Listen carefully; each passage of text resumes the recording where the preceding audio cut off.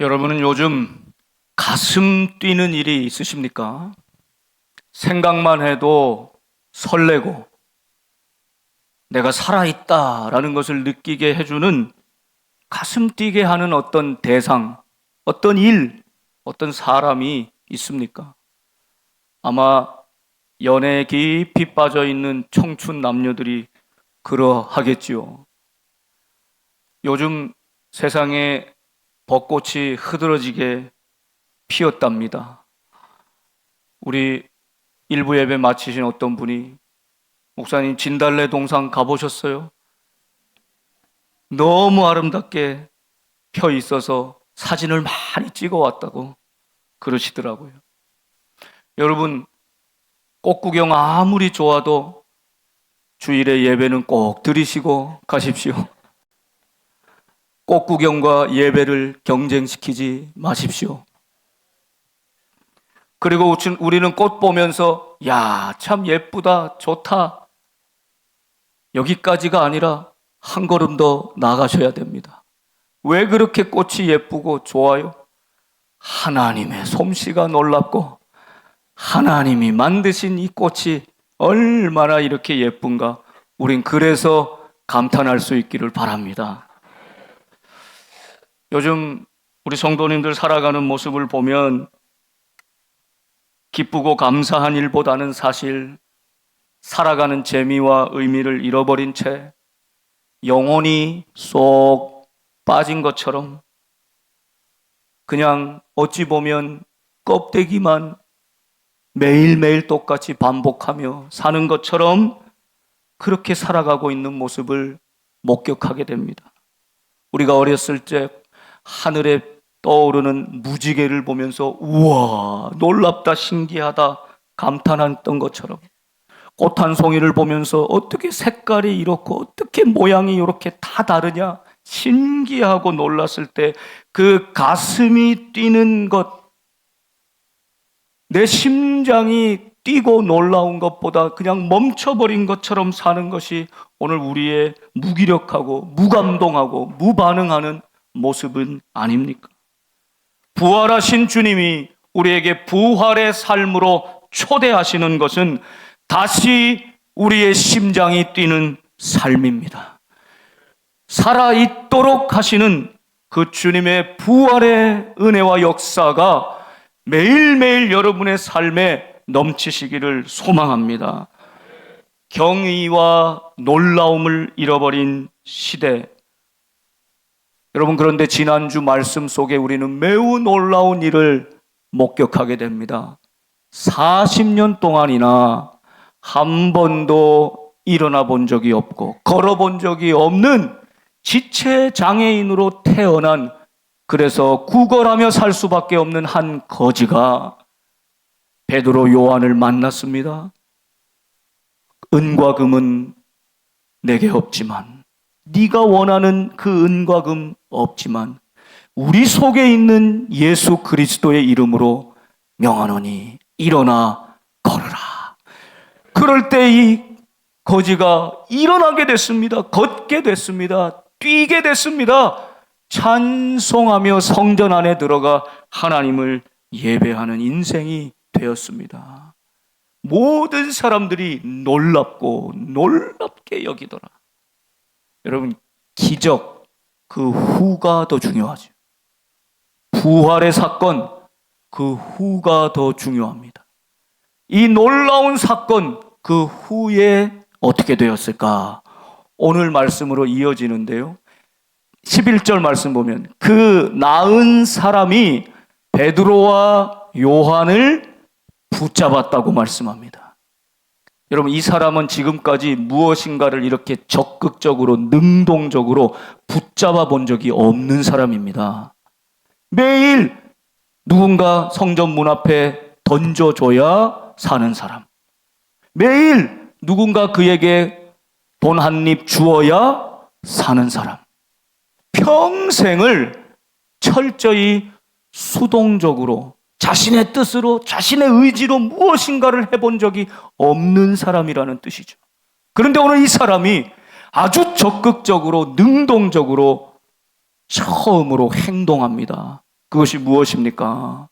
나를 살려준 저 사람, 나를 일어나게 해주고 걷고 뛰게 해준 저 베드로와 요한은 도대체 어떤 사람이냐? 그를 놓쳐서는 안 되겠다는 마음으로 꽉 붙잡았다는 것입니다. 이 사람은 평생에 처음으로 아주 적극적으로 베드로와 요한을 붙들었습니다. 여기 붙들었다는 표현은 아기가 엄마 등에 올라타듯이 그렇게 했다는 것입니다. 여러분, 다 큰 성인이 기뻐 뛰며 베드로와 요한을 꽉 붙잡고 그 등에 안 떨어지려고 올라타 있는 모습을 생각해 보십시오. 지금 그러했다는 것입니다.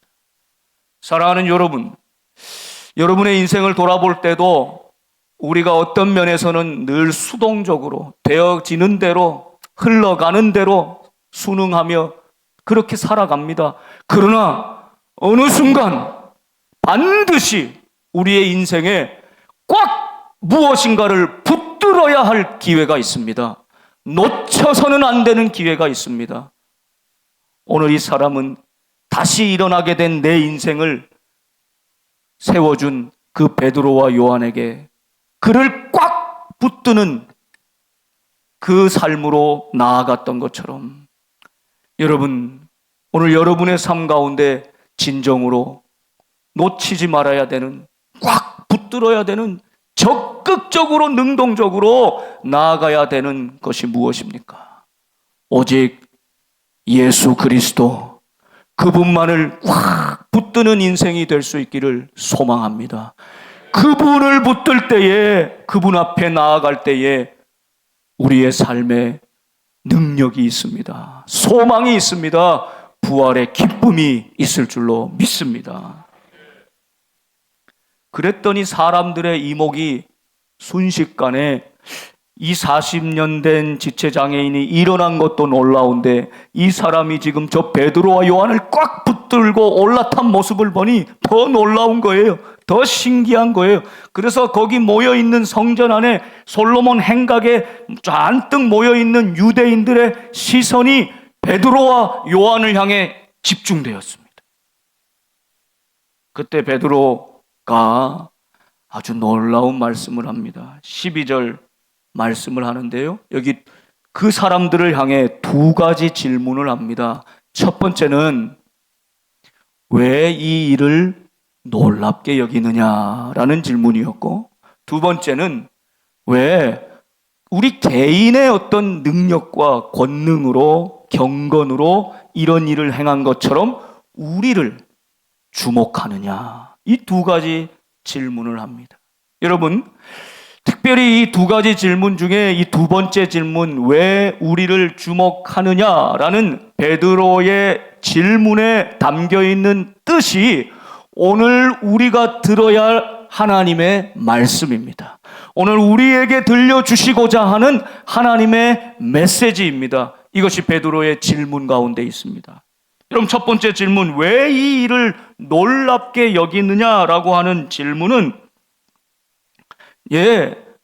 이 지체장애인이 일어난 일 기적이지요. 사람들이 보기에는 놀랍고 또 놀라운 일이지요. 그러나 하나님의 크고 놀라운 구원의 역사 가운데는 이건 아무것도 아닌 일입니다. 하나님의 더 크고 놀라운 계획의 아주 지극히 작은 일부분일 뿐이다 라는 것을 뜻하는 것입니다. 우리의 인생에도 여러분 그렇습니다. 우리를 향한 더 큰 하나님의 계획과 하나님의 큰 그림, 우린 이걸 알 수가 없어요. 그래서 당장 눈앞에 있는 현실을 바라보면서 언제나 불안해하고 염려하고 낙담합니다. 그러나 하나님은 이 사실만이 아니라 하나님의 더 크고 놀라운 너를 향한 계획을 바라봐라 말씀하시는 것입니다. 여러분, 인간에게는 지금 이 지체장애인이 일어난 것이 기적이지만 하나님께는 당연한 것이고 하나님께는 일상인 것입니다. 인간에게는 기적같이 놀라운 일이지만 우리 전능하신 하나님에게는 아무것도 아닌 일이요, 하나님에게는 일상과도 같은 일임을 말씀하고 있는 것입니다. 두 번째, 왜 우리를 주목하느냐라고 하는 이 질문에는 어떤 믿음의 고백이 담겨 있습니까? 왜 우리를 주목하느냐? 사실 사람들이 베드로와 요한을 주목할 만하지 않습니까? 이 사람, 이 유명한 거지를 일으켜 세웠으니 대단한 능력을 가진 사람이라고 바라보는 것입니다. 좀 자랑할 만하지도 않습니까? 그러나 베드로는 끝까지 겸손한 마음으로 우리가 아닙니다. 내가 아닙니다. 내 속에 살아계신 예수 그리스도께서 하신 일입니다. 하나님이 하신 일입니다. 하나님을 가리키고 있는 것입니다. 부활의 주님을 가리키고 있는 것입니다. 여러분, 이것이 베드로의 신앙이었습니다. 왜 우리를 주목하느냐라는 말에는 하나님이 하셨습니다. 하나님이 행하고 계십니다. 하나님이 하실 것입니다라는 믿음이 담겨 있는 것입니다. 하나님을 향한 찬양의 고백인 것입니다. 동시에 우리는 아닙니다. 나의 능력, 내가 기도 생활 오래 하고, 내가 하나님 성경 말씀을 많이 보고, 예배를 오래 많이 드렸다고 해서 거기서 나온 내 개인의 경건과 능력이 결코 아닙니다. 자신을 끝까지 겸손히 낮추는 것입니다. 나는 아무것도 아닙니다. 하나님이 향하셨습니다. 베드로는 이 거지 지체장애인 앞에 멈춰서서 제발 사람들만 보지 말고 돈 떨어지는 통만 보지 말고 우리를 보라 말하지 않았습니까? 그때도 베드로를 보라, 요한을 보라는 뜻이 아니라 베드로 속에 살아계시는 예수님을 보라, 부활하신 그 주님을 보라라는 뜻이었지요. 지금 이 놀라운 기적 이후에도 베드로는 똑같은 믿음을 견지하고 있는 것입니다. 왜 우리를 주목하느냐? 우리의 능력이 아니다. 다만 내 속에 지금도 살아계시는 부활의 주님의 능력입니다.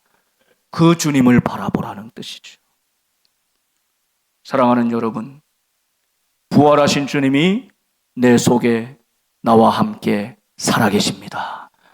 그분을 찬양하며 끝까지 겸손하는 믿음, 이것이야말로 왜 우리를 주목하느냐? 세상이 놀라운 가운데 성도를 바라보고 교회를 바라볼 때 우리는 왜 우리를 주목하십니까? 하나님을 보십시오. 하나님이 행하셨습니다. 우리는 아무것도 아닙니다. 라고 하는 성숙한 믿음의 고백을 하나님 앞에 올려드리는 저와 여러분 될 수 있기를 바랍니다. 이 놀라운 사건, 경이로운 사건을 계기로 베드로는 또 복음을 전할 기회로 삼습니다. 베드로는 그래서 두 번째 이 유대인들을 향한 설교를 하고 있습니다. 오늘 긴 말씀이 바로 베드로의 설교입니다. 그 핵심이 무엇입니까? 인간은 죄악으로 가득 차 있다. 특별히 그 유대인들은 예수님을 넘겨주었다. 끝까지 부인했다. 그래서 결국 생명의 주님을 죽였다. 이것이 인간이다. 그런데 하나님은 어떻게 하셨는가? 인간은 죄악 가운데 머물러 있지만 하나님은 그들을 구원하시는 놀라운 계획과 하나님의 뜻을 행하시는 분이시다는 사실을 대비하면서 보여주고 있습니다. 이것이 베드로 설교의 핵심입니다. 여러분 조금 더 살펴보실까요? 14절 15절 말씀을 보면 너희가 유대인들이, 그러나 이 유대인들이 결국 오늘의 우리를 가리키는 말임을 기억해야 합니다. 너희가 그를 넘겨주고 빌라도가 놓아주기로 결의한 것을 너희가 그 앞에서 거부하였다. 악한 사람 빌라도가 예수님은 죄가 없다 하고 놓아주기를 원했지만 오히려 너희가 그를 거부하였다. 거룩하고 의로운 이 예수님이죠. 그를 거부하고 도리어 살인한 사람 바라바를 놓아주기를 구하지 않았는가. 그래서 생명의 주를 죽였도다. 여러분, 우리가 한 일이 무엇이라고요? 우리의 죄악이 무엇이라고요? 생명의 주님, 거룩한 그분을 넘겨주고 거부하고 죽인 것입니다.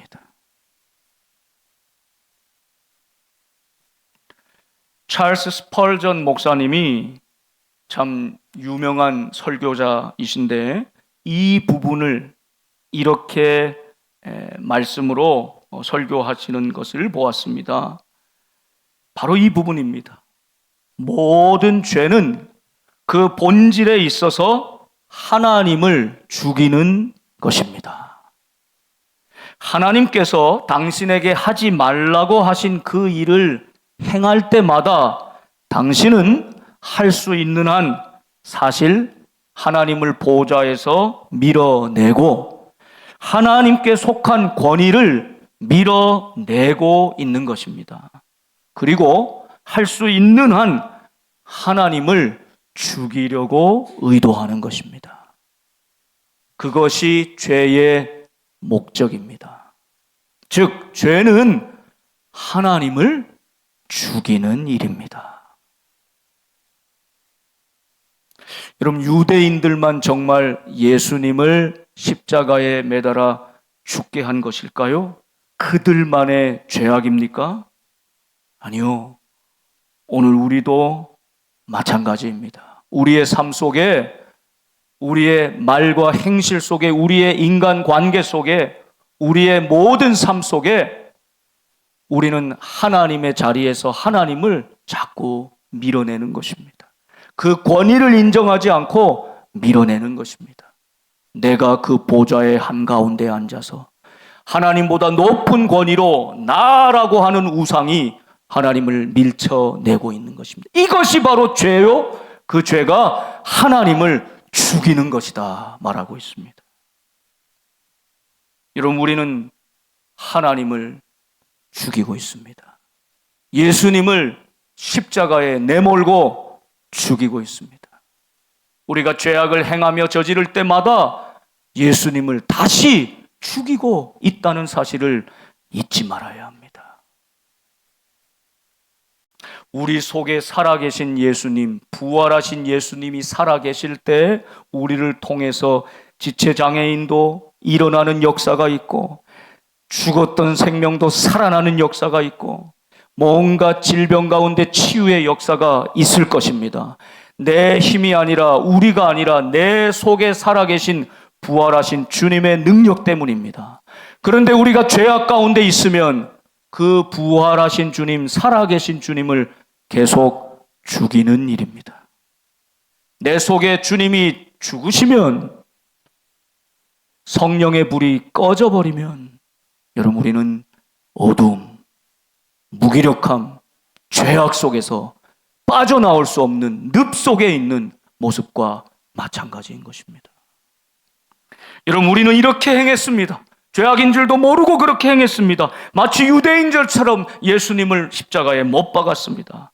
그런데 하나님은 어떻게 하셨습니까? 15절 하반절 보시면, 그러나 하나님이, 인간은 그 모든 죄악을 행하였지만 그러나 하나님이, 저는 이 역전의 하나님, 이 위대하신 하나님의 십자가의 반전의 역사, 부활의 역사가 얼마나 귀하고 놀라운지 몰라요.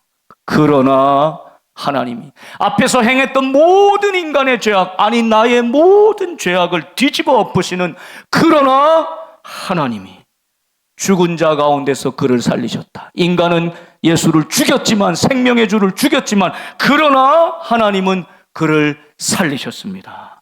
우리가 이 일의 증인이라. 여러분, 우리의 삶을 돌아보십시오.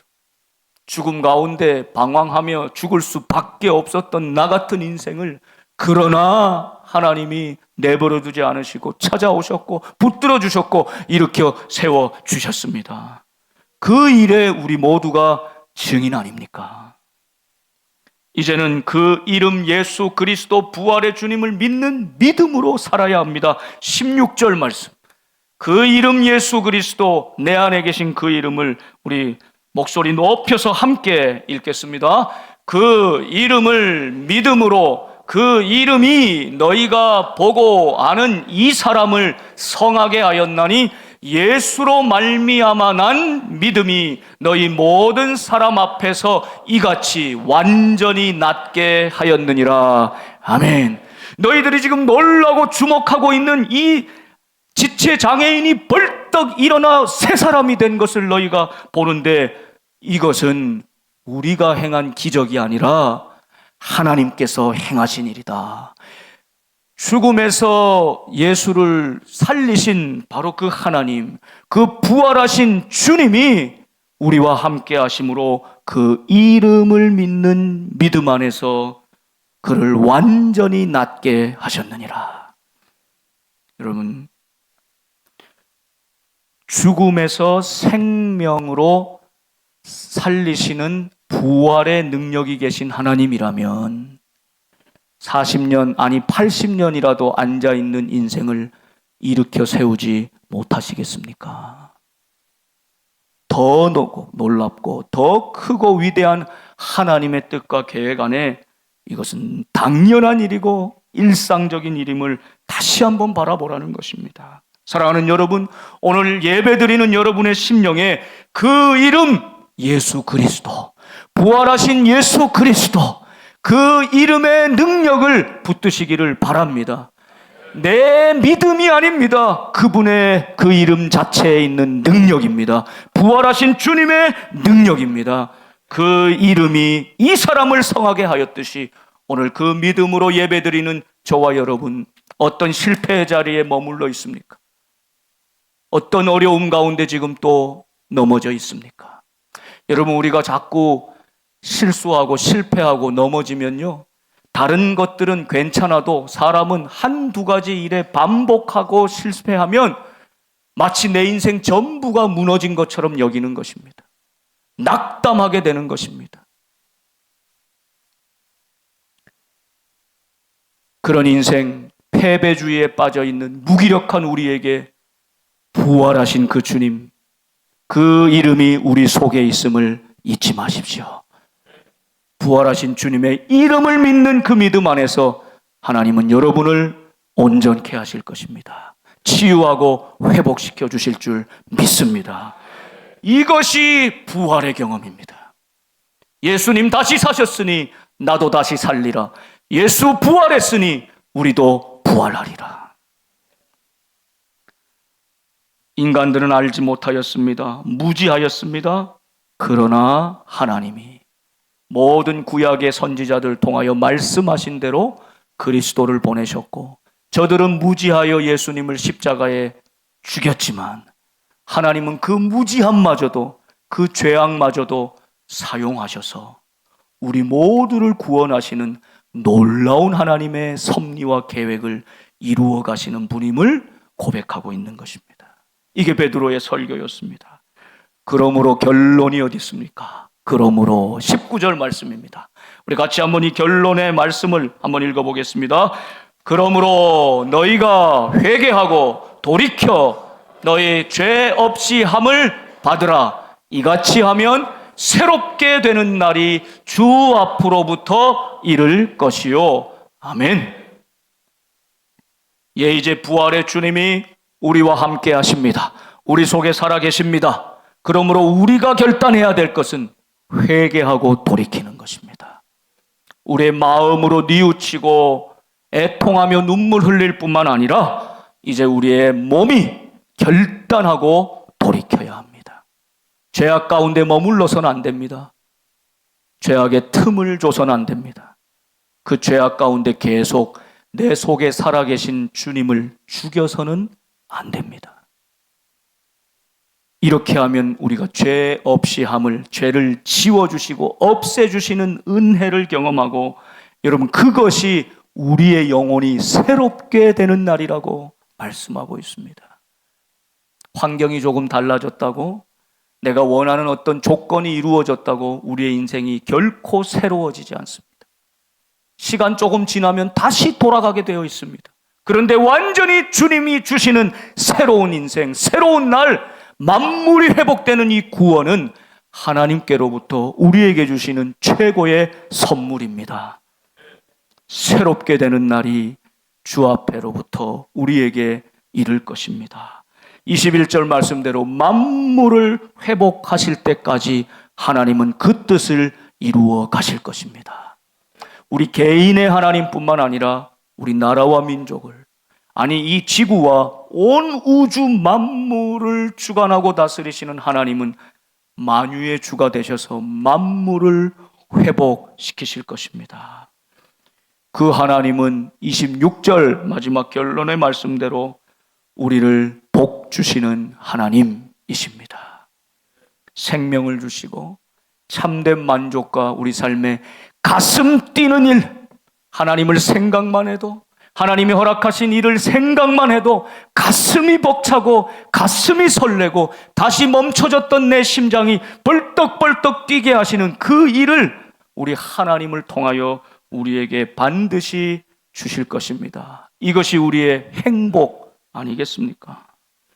지난 주간 선교사님을 만나고 식사를 나누고 교제를 했는데, 그 선교사님 계신 곳이 그 나라에서도 가장 가난하고 어려운 열악한 곳입니다.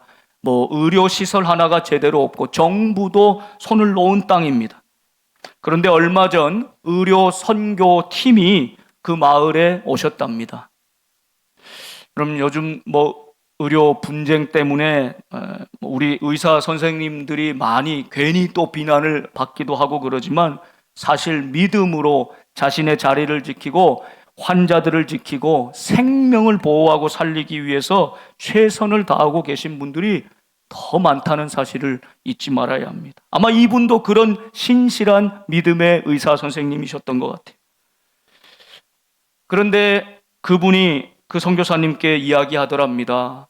지금 한국에서 가장 좋은 병원, 그리고 엄청나게 높은 연봉을 받고 이제 50세가 된 나이, 그 분야의 최전성기를 달리고 있는 분이신데, 그분이 선교사님, 제가 모든 걸 좀 내려놓고 이곳에 와서 자신은 없지만 적어도 한 5년 정도는 이 어려운 환자들 돌보면서 그렇게 살면 좋겠습니다. 이야기를 하더래요. 이분이 깜짝 선교사님이 너무 놀래서 혹시 무슨 한국을 꼭 떠나야 되는 문제가 있는 것은 아닐까 하고 살펴보았는데 그런 것도 하나도 없다는 거예요. 아무 문제도 없고 떠나야 될 이유가 없는데 그렇게 결심하셨다는 거예요. 도대체 왜 그런가? 그 아내 되는 분의 이야기를 들어봤더니 그 높은 연봉을 받고 그 바쁘게 살아가는 화려해 보이는 서울에서의 삶은 그분에게 너무나 무력하고 날마다 눈을 떠도 심장이 뛰지 않고 완전히 탈진해버린 상태로 살았다는 것입니다. 그런데 이분이 간혹 3박 4일, 4박 5일 시간을 내서 선교지에 다녀오면 펄펄 살아나더라는 거예요. 살아있는 것처럼, 정말 살아있는 것처럼 표정이 바뀌고 삶이 달라지더라는 거예요. 그래서 가족이 의논하고 한 5년 정도는 이 열악한 환경, 열악한 시설, 장비도 제대로 갖춰주지 않은 이 마을에 들어와 의료인의 삶을 헌신하며 살기로 했다는 이야기를 들었습니다. 전하는 선교사님이나 듣는 저나 얼마나 감동이 되고 가슴이 뛰었는지 몰라요. 사랑하는 여러분, 여러분은 오늘 무슨 일에 가슴이 뛰고 있습니까? 하나님이 지으신 우리는 결코 시시한 일에 가슴이 뛰지 않습니다. 그건 잠시 사라질 일이고 내가 상상할 수도 없고 꿈꿔보지도 못했던 하나님이 내게 허락해 주시는 그 거룩하고 놀라운, 우리는 다 그릴 수 없는 큰 그림, 놀라운 역사, 구원의 계획, 그 한 부분이라도 내가 감당할 수 있다면 얼마나 감사할까. 우리 복된 성도들이 한마음 한뜻이 되어서 하나님이 기뻐하시는 일을 위해서 매진할 때에 세상이 놀랍게 여기며 우리를 주목할 때 우리는 베드로처럼 오히려 왜 우리를 주목하느냐? 모든 것은 하나님이 하셨노라고, 하나님이 행하신 일이라고 하나님을 찬양하면서 우리는 바싹 겸손히 낮춰서 우리는 아무것도 아닙니다. 내 안에 살아계신 주님 예수 그리스도께서 행하셨습니다. 그렇게 고백할 수 있는 가슴 벅찬, 가슴이 뛰는 경이로운 주님을 찬양하는 믿음의 사람들, 우리 복된 교회 되기를 주님의 이름으로 축원합니다. 기도하겠습니다.